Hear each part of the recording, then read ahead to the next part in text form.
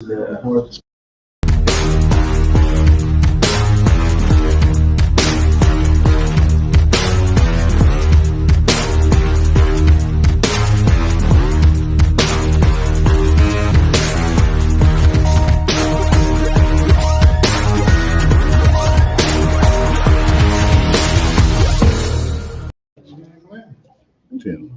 everyone. We're here with W.A.B. Sports and our Clemson reunion weekend. We're having a little brunch here in the new IPTAY building, the new beautiful IPTAY building. The day before, we're going to have our golf tournament tomorrow out at Cross Creek. And with me is the legendary Harold Jamison. As I saw him today for the first time in a while, I said, one of the great dunkers in the history of Clemson basketball. Big O, it's great to see you. And let's talk a little bit about when you first came to Clemson, a really terrific recruiting class in 1995-96. And I know we got Terrell McIntyre here, one of your classmates. I know as you look back, you got to be proud of what you guys did for this program. Definitely, coming in. There was a lot of unknown, but I think quickly, we kind of paved our way, so to speak, with Coach Barnes and the guys we had that came in that year. It was just awesome, man. We gelled together and, looked out, believed in each other, and was able to create a nice 4 years. Really had a lot of guys that started as freshmen, as I remember. We went on and played Georgia in the NCAA tournament that year. We were the youngest team in the nation, and they were the oldest team in the nation that got us matched up. But so when you got that 95, 96 season underway, do you remember a specific game or instance that gave you the confidence that I can play at this level? Oh man, of course, the ACC tournament, but we'll talk about that later. But I think that the one game was probably the first ACC game. For me, just getting it out of the way. It wasn't nothing spectacular, but just getting it out of the way and being as close as we were that first game, I think for me was like, wow, like yeah. One of the little known facts everybody in Clemson history knows about the Buckner dunk against North Carolina in the ACC tournament. Still the only time we've beaten North Carolina in the ACC tournament. But few remember that you were the guy who threw Buckner the pass. Yeah. I think you only had 29 assists that year, but that was a big one. Big one. So what do you remember about that? Now, was that a set play out of the timeout? Was it supposed to end up with him? Coach Barnes drew it up, and it was the second option. Basically, if you didn't get the ball, flash to the ball. And all I remember was catching the ball, and I just saw like North Carolina jerseys coming from every direction, man. And coming at you. Exactly. Yeah. And I just saw Greg out the corner of my eye. And at first, I didn't want to give it away, but as they kept coming, I just faked it and then hit Buckner. And the closest guy, I mean, he couldn't recover. So Jamison, I think it was. Yeah, I think exactly. It was Exactly. Antoine Jamison. Exactly. Yeah. And he couldn't recover. And I just knew Greg was going to give us that. I knew he was going to give us that. And that was a terrific win, a landmark, because it got us in the NCAA tournament for the first time in 6 years. And then your sophomore year, we start out 16-1. We're ranked number 2 in the country. What a great run that was at the beginning of that. Man, that was probably my most memorable season at Clemson.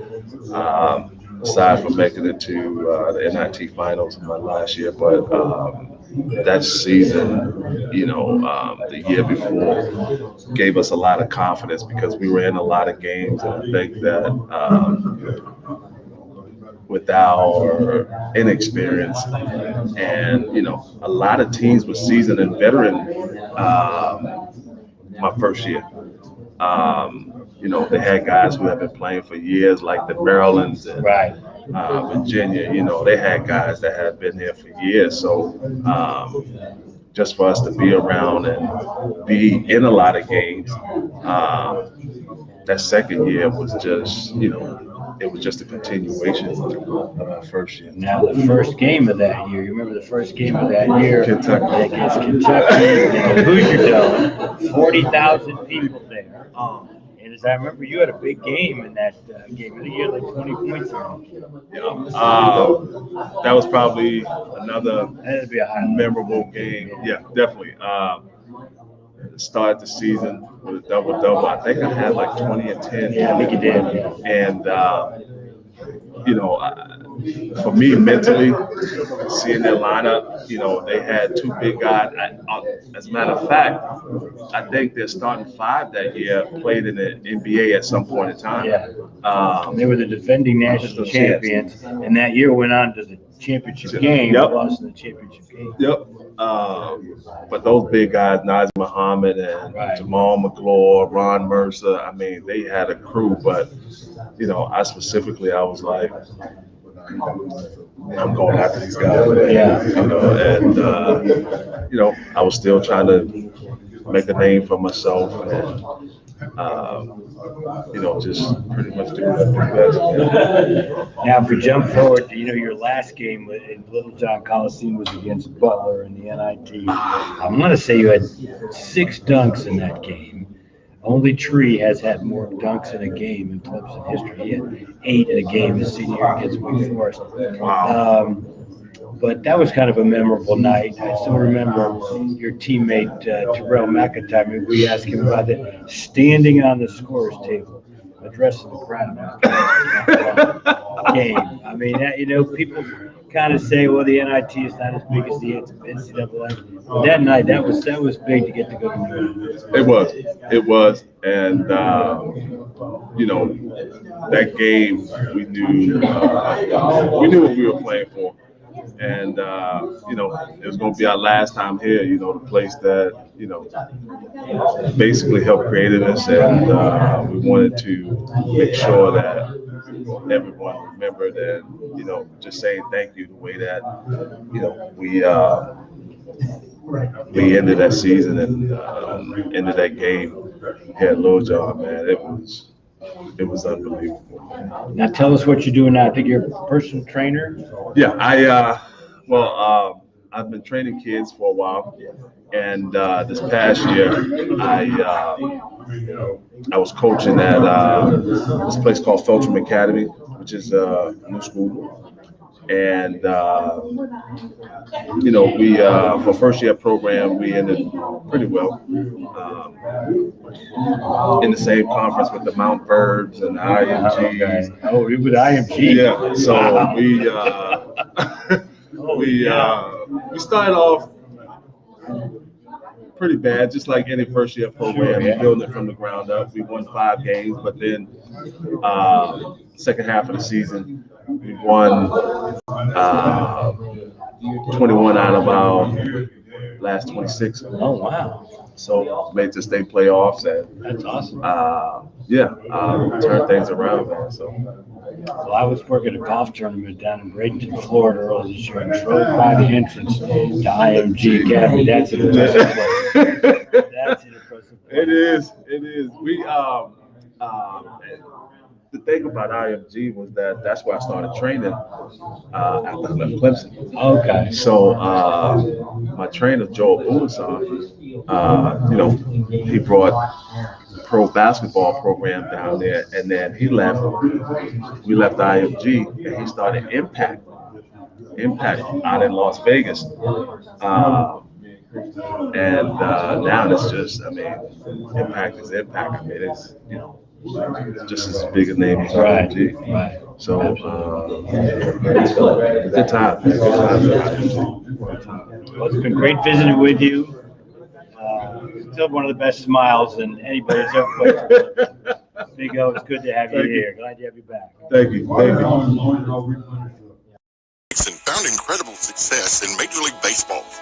He holds records for stolen bases in a single game, as well as a single season for the Atlanta Braves. He played in numerous World Series games and has the record for most career stolen bases from a non-All-Star player with 620. But as high as Otis soared on the field, his personal life hit many lows. Otis has turned these lows into his personal testimony to share with others. Through his Otis Nixon Foundation, he is providing mentoring through various outreach programs. He is also happy to come to your church to share his past and hopefully show others just because you fall down doesn't mean you can't get up. Jesus loves us all, even in our darkest moments. If you would like to help Otis spread his message, please visit his website, www.otisnixon1foundation.org. That's www.otisnixon1foundation. Well, welcome back. We're in the IPTAPE building, the W.A.B. Sports Clemson Reunion Weekend. My guest now is Derek Forrest, one of the terrific players on Clemson's only ACC championship team. Something I'm sure he takes great pride in today. Derek, what do you remember about that season?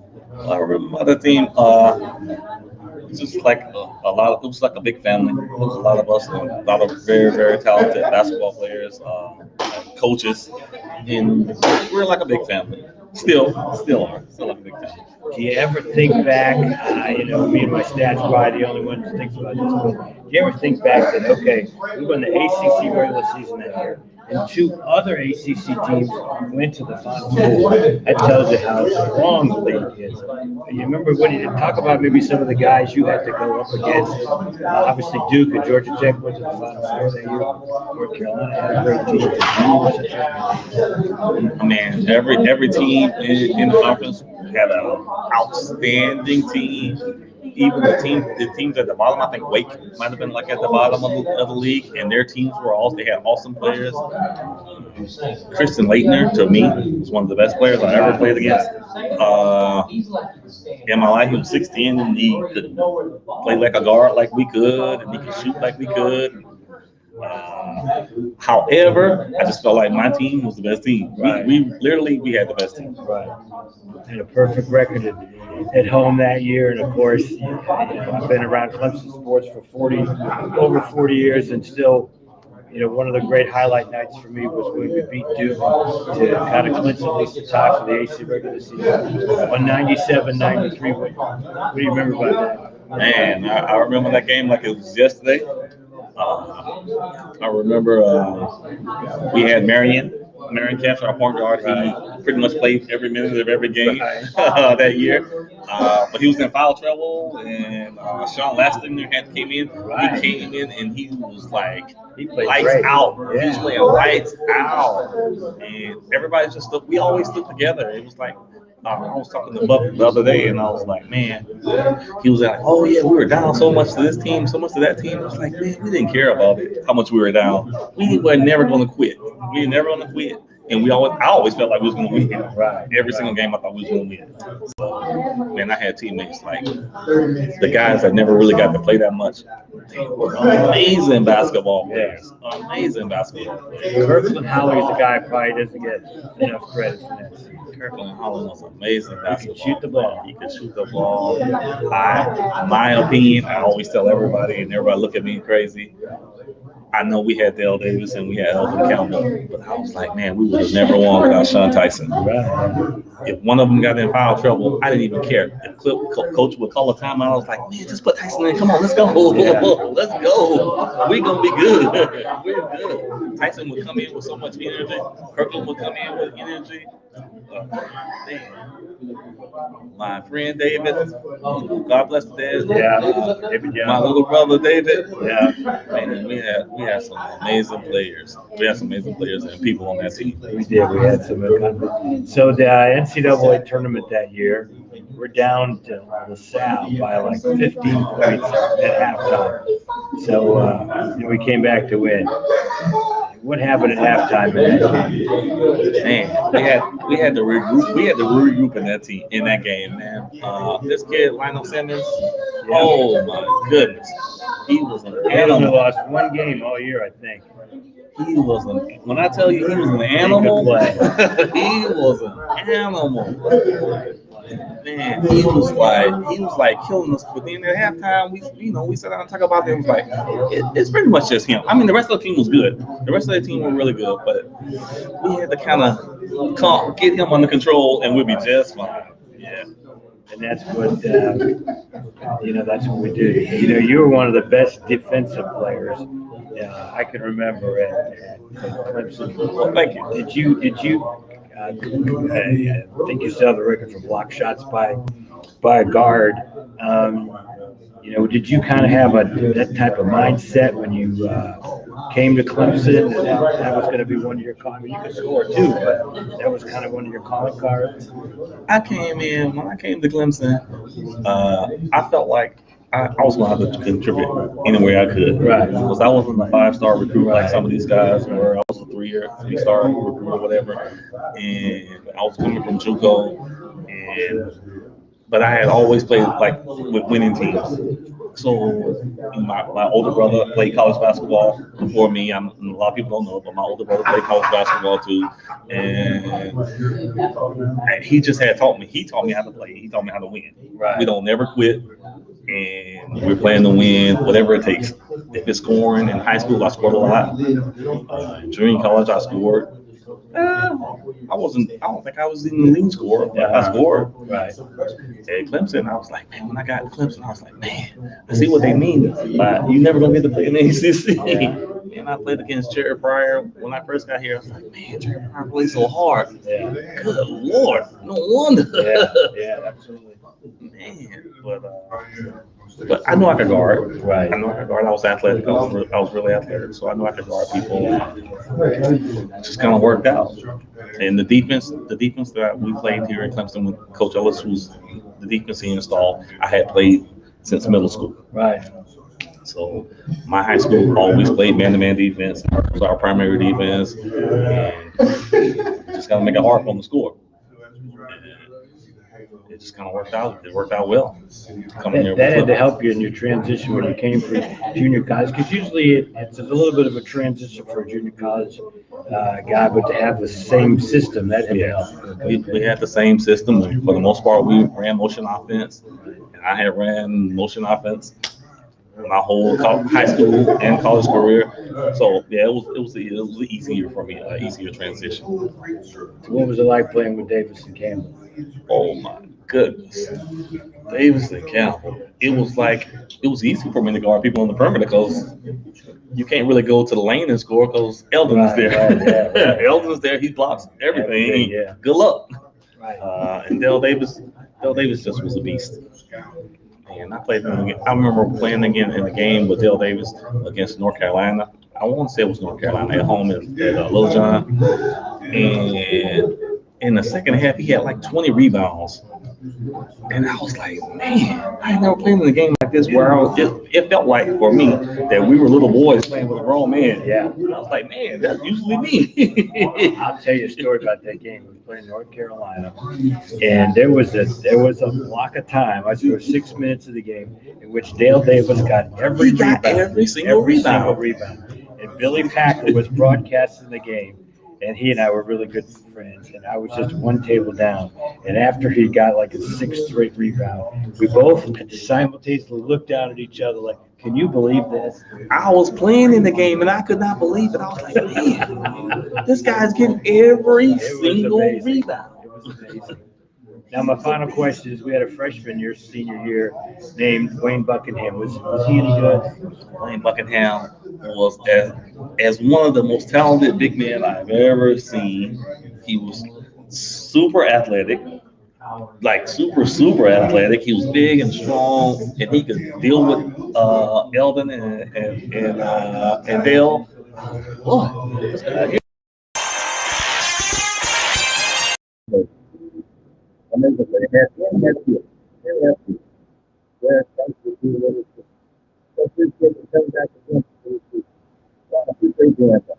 In a world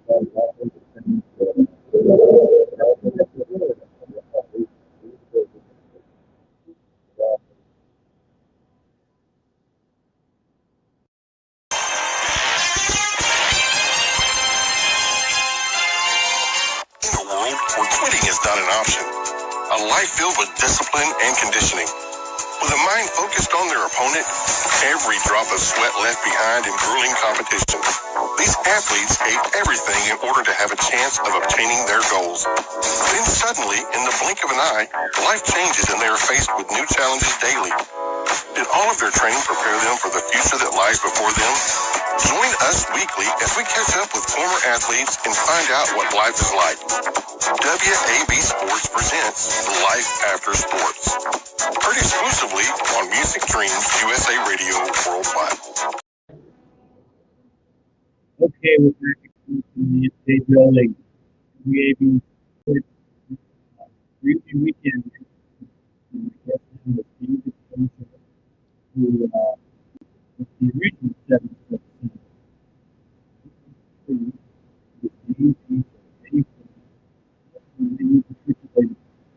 well, during the tough time, but I understand some football schools. Probably Roberts had Camp Tattoo. He was working with Camp and and others. And Bobby was always just straight shooter, great guy. And I want to come play for Bobby and play in state. And I want to play for Central Bar South Carolina. Coming over and visiting, growing up in the culture of Houston. Maybe if I was building something great, and I feel like what we can ever do is start something great and just build it and see where it's going from there. You know, it's a really different times when you're freshman. It was much better. They had a freshman game. Many people don't think they didn't play the game. We never played some junior times. We played some other schools. We were freshman team.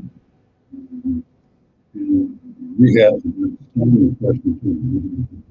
Some of my players were in, and we probably would all be together, unfortunately. We didn't like, but Martin over the last 9 years. But freshman was difficult to do. We didn't get to play in the big games because we didn't want to play with the flexibility. Practicing, the players with freshman ball was just what it's going to do. If you're going to basketball and all that, and everything else, you can see the JV. You can see 16 and 70. You need to practice against the Oh, yeah. Yeah, they've got a place. What a great place. And of course, which is happening. 5th year as well. And they were roommates, and Butch and Richie were, Butch was the godfather of basketball. He was our leader, and he was the guy who everybody looked up to. I got to tell you a quick story. We were the last ones that had the beanies and the head shaving. Oh, wow. As freshmen, the student body didn't have to shave their heads and get beanies. But that year, the football team decided that our football freshmen would get their head shaved. Well, Butch says, don't worry, you're basketball players. You'll be able to get the girls. You can keep your hair. Well, after about a week, we all rolled in, followed Butch to the team, very tough. Right all there. I looked up and said, Butch had a big shot. Really good looking. He looked up and said, Paslow, your boys get their hair cut on Monday morning, and we're shaking your head. Which never Brooks started to turn around and say, boys, part of this new team had shaped them. And we did. That was it. We all got that. We had at Clemson memorable games. Oh, I guess we had played places with we had John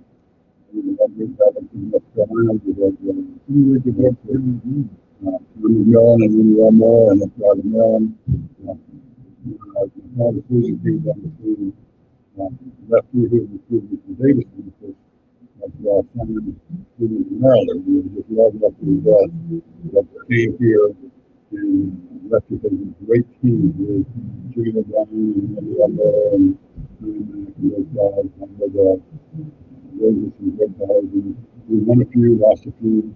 They always accused me of stealing the game because the last team we played here, we may have break the ball out to them because they didn't do the shot on their side and we didn't come up. But we had some good guys. Virginia was very popular and the great things they had there. And of course, when the junior senior was 13, we actually went down to the state. Also, Georgia Tech had some good teams at times. And then we had one of the big members was probably on the invitation. And I was told that somebody much taller than me, and I was still shooter. And we did the 7 foot. They had recruited me because the long story short, and I went up to visit. We had photo deal with me in China. With him being 7'5", and I was doing 7 foot. So we got to be on the same catch. We took the players from each team. The guy from St. John's, Steve Turner, and myself, the guy from SIU, we all got to go on the Johnny Cash show. Really cool. No, it was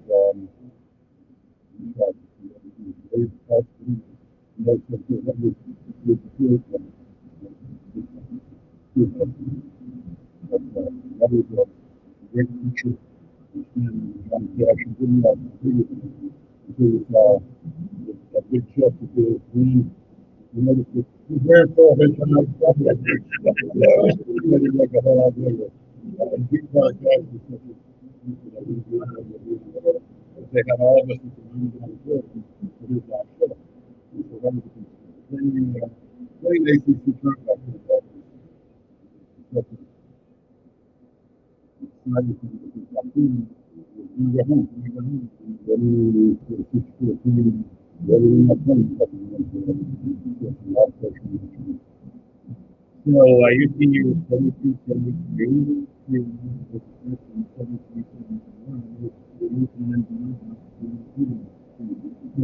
The Koreans,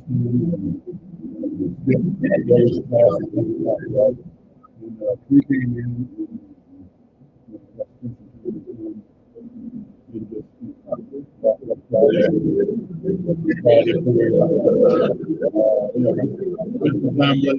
we talked about to this day about the fact that we had a GPA conversion.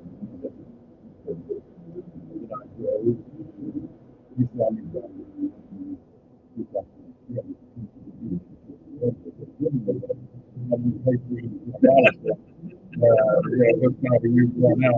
But it looked good, and I had headphones. So I got headphones in my GPA. That tree was so high in the tree.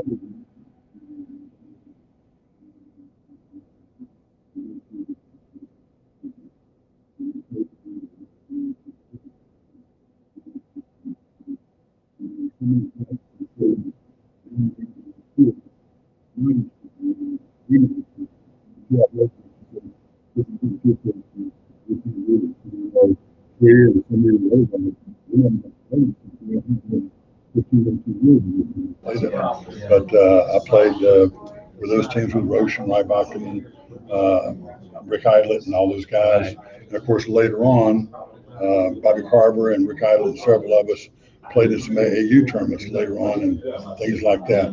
After our senior year, Georgie Carl and I and some others got together and we barnstormed around the Carolinas. Yeah. That's how we made some money before we went on. It was a lot of I fun. know. I'm amazed they still do that today. I know they should. It's very popular. Oh yeah. We got all high school jumps in the afternoon. every other member of the team,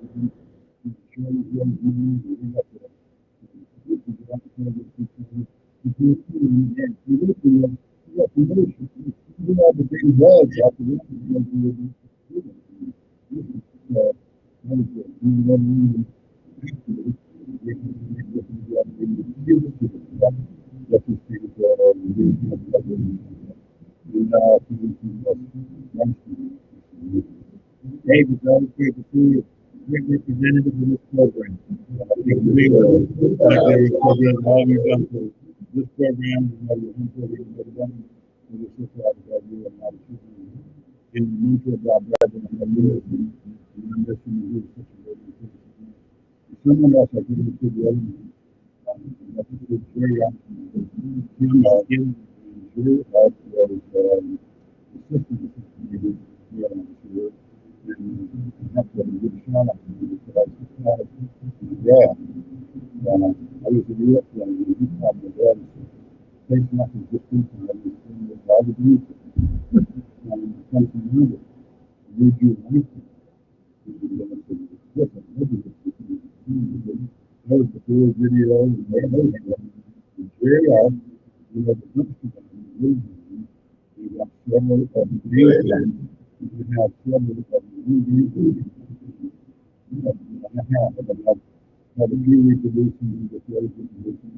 Some of the guys can see some of those games. I know Rick Bagby in our department was going to get over. Well, maybe I just need to box them up, bring them over, and let y'all get to them. All right. That'd be great. Tim, thank Thank you. you, Dave. And for Wayne Buck, I want to thank him for putting this all together, Absolutely. gathering us here for a great cause. If y'all get the opportunity to come on up, it's a great time, and always support the Clemson program. Thank you, Tim. Thank you. Nixon found incredible success in Major League Baseball. He holds records for stolen bases in a single game, as well as a single season for the Atlanta Braves. He played in numerous World Series games and has the record for most career stolen bases from a non-All-Star player with 620. But as high as Otis soared on the field, his personal life hit many lows. Otis has turned these lows into his personal testimony to share with others. Through his Otis Nixon Foundation, he is providing mentoring through various outreach programs. He is also happy to come to your church to share his past and hopefully show others just because you fall down doesn't mean you can't get up.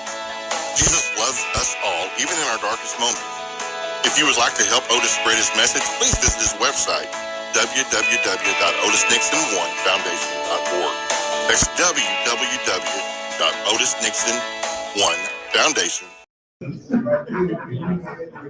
Welcome back to the IPTAY building here on the Clemson campus. W.A.B. Sports Alumni Weekend, and with me is the greatest passer in Clemson history. I don't know, Trevor Lawrence may be a little better, but on the basketball version, I'll yield to him. You are the guy. 862 assists is the number. Once had 20 assists in a game against Maryland Eastern Shore. And before we even start interviewing you, our favorite story about you is you had that game against Maryland Eastern Shore, 20 assists, and a guy at the Anderson Independent doubted my statistics on that game. Surely he didn't have that many assists. So I went back to the film the next day and actually concluded you really had 22 assists in that game, not 20. So Grayson, always good to be with you. Take us back to how you came to Clemson. I tell you, You were actually recruited by Bill Foster. I was, and that was a crazy story. Getting recruited by Coach Foster, coming here not wanting to even be anything more than just to enjoy the visit, and loved it here. Absolutely, and I still love it to this day. Going back home, Coach Foster didn't get his contract anymore, and Cliff Ellis got the job a day later, and Cliff found out that my mother's brother, Jim Howell, was my mother's brother. And he had been refereeing at the Sun Belt. And he contacted famous. Yeah, he was the first black referee to referee in the Final Four. Yeah. And he found out my uncle, called him up and said, "Hey, I need to talk to your nephew," because everybody else had gone with Bill down to Miami. I was the only one left. And ended up, Coach Ellis and I got connected, and the rest is history. We'll do it later. It was a fun story to get here.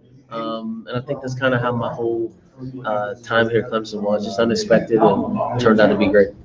I think your style of play would have fit in with anybody's system, whether it be Coach Foster or Coach Ellis. But Coach Ellis always, I remember we had that slogan, "Our mission is transition," and boy, you fit that style perfectly. It was fun for me. I literally his style it worked, and I came from a real structured program in St. Thomas, all boys military school in DC, a very regimented. But I loved the pickup play. I loved that part of the game, and to have the players that we had when I got here, Vince Hamilton, Glenn Corbett, Chris Michael, Horace Harvey. Raymond Jones, we had guys that didn't mind going down the court. Lemon Cans, we literally had a team built to run, and we just kind of did that from the beginning. I mean, there weren't three better guys in the wing than Chris Michael, Glenn Corbett, and Vince Hamilton if we wanted to go transition. There couldn't have been a better group. All handlers, shooters, finishers. It was a great group of guys. And I think it set the tone for the basketball shift here. Well, a game that really set the tone for the Cliff Ellis era and a really resurgence in basketball was a game against Georgia Tech in Atlanta. Cliff Ellis' first ACC game in early January of 1985. Vincent Hamilton had a great night that night with 29 points, but a lot of those assists on those baskets came for you. What do you remember about that game? I was telling them in the car last night. We're driving over. We're talking about the loudest stadium we played in. And I said the loudest was Laramie, Wyoming. That was the loudest gym I ever played. Because they were asking me about Duke, and I said Duke was not as loud as the Coliseum at Georgia Tech. Right. And I was talking about that first game. And I remember not being able to even hear the plays. I was calling them. I couldn't even hear it. Right. But that was the first. ESPN, I remember I had gone to the barbershop to get a haircut. He messed up my hair. I had to go to the game bald. First time I've ever been to the game bald. We were on the road. And they had a great team. I mean, there was Mark Price, Bruce Dalrymple, Dwayne Farrell, John Sally, Yvonne Joseph. I mean, Scott Petway. They were loaded. They were always good. But we went down there and literally ran them out of their own gym. Yeah. It was our first ACC win, and it felt good to do that because you look at those guys, even as a high school kid, and Mark Price is one of, and I say this all the time, toughest player I ever played was Mark Price because he could do just about everything. But that whole team was full of superstars. And to go win on the road in Georgia Tech, beat Bobby Cremins, that was a great way to start off my ACC career. And Cliff Ellis is too. Georgia Tech was ranked 8th in the country that year, and they went to the Elite 8 of the NCAA tournament that year. The sophomore year, got to the Final 8 of the NIT, won 18 games. You mentioned the game in Laramie, Wyoming. I went to that game too, obviously, and it seemed like the cheerleaders had guns at that game. That was maybe the most hostile environment I think I'd ever been in prior to, and then during the game, and then after the game. Because we left Laramie to go back to Denver almost in a snowstorm to just get out of Laramie. That was the craziest time, but it was again, it was college basketball, but that was the most intense arena and environment I think I've ever played in. Yeah, it was serious. They had a great player in Finis Dembo, who actually was on the cover of Sports Illustrated the next year in the college basketball. Eric Leckman was on that team too. Eric Leckman, he was a freshman, I believe. So the best year Clemson had during your career, and one of the best seasons ever in the history of the school, 86, 87. What do you remember about that year? That was probably the greatest single individual year I've ever seen. Horace won the ACC MVP. I think that year, I truly believe that we had a shot to win the national championship. And it wasn't that we had all the greatest players, but I think we were playing as a great team. I think Michael Tate came out of literally nowhere to become one of the best three-point shooters in the country. And he added something, he added a dimension to that team that people couldn't kind of plan for. You had to double ours. You had no choice. And he made it tough for you to do that. We literally played great defense. Larry Milton, we had so many piece players in that team that were just good for what we needed. And I go down and Duke, twisted my ankle, couldn't start his foot. We never won another game. And I just believe that there was something about that team that if we'd have been able to stay, I really believe it's not in a selfish way. If I'd have stayed healthy, I think we go full a good long way in that season. Yeah. Well, I'll add to that. If this guy hadn't gotten hurt, there's no telling what that team could have done. Won its first 17 games. Here's a tribute back for we were the last team in the country to lose on the road that year. We were 10-0 on the road before we had. Tim, and that was the other thing too, is that we didn't matter where we played. That's right. It didn't matter, and that's what I thought felt so good. When you can win on the road, and when we could play like we played on the road, that's what you win. That's what you need to win national championships. You need to be able to play away from your gym. Now, Little John, that was home. We were going to win Little John. But playing on the road, when you can play on the road successfully, and we were meshing. I mean, I remember going to Virginia and Horace hitting a three-pointer against UVA on the road to win that. It just seemed like it was all clicking. Whatever we needed to do that year, whatever and whoever needed to do it, did it that year. I think it was the only three-pointer He hit all year. Exactly. Mm-hmm. Because that was the first year of the three-point goal. Before we let you go, tell us what you're doing now. Doing some real interesting stuff. I have a high-intensity laser called Phoenix Theralyze. And what we're able to do is we're able to stimulate the mitochondria to produce ATP. If we understand science the way that we do, if the mitochondria is stimulated, ATP is produced, the body can heal itself. So what I'm able to do is I'm able to take this laser and really create healing for a bunch of people. The laser therapy industry is not known to people, but low-level light therapy usually has a coefficient issue. Anything less than 1,000 nanometers is going to run into either oxyhemoglobin, hemoglobin, or melanin. So those are going to be detractors in the absorption of the wavelength. Because we operate at 1275, we operate beyond the coefficient blockage, and we literally have a space where we can literally use photobiostimulation to deliver this light into the mitochondria to change the activity of the cell structure and really produce healing at a level people have never seen before. So we got a 20-year patent on it, 14-layer patents on it, and we really sit in a space, Tim, that nobody can really touch. I can literally treat any soft tissue injury. I can treat TBI, I can treat concussions, I can treat migraines. It works in the equine community with horses. But the one thing that's unique and different is my laser doesn't recognize colors. So there's no one I can't treat. So when you're looking at Latin America, you're looking at those are people of color. So we can treat them. So you're looking at the soccer world. There's so many areas that I can be a benefit and this laser can benefit. And we just have to make sure you know about the technology. And that's what I'm doing now. Going places. My biggest assist ever, I think. That's your biggest assist ever, without a doubt. Grayson, great to have you with us. What you think about W.A.B sports? What do I think about W.A.B sports? Mr. Buckingham asked me to tell y'all what I think about W.A.B sports. I'm going to tell you what I think about W.A.B sports, and I told this to him.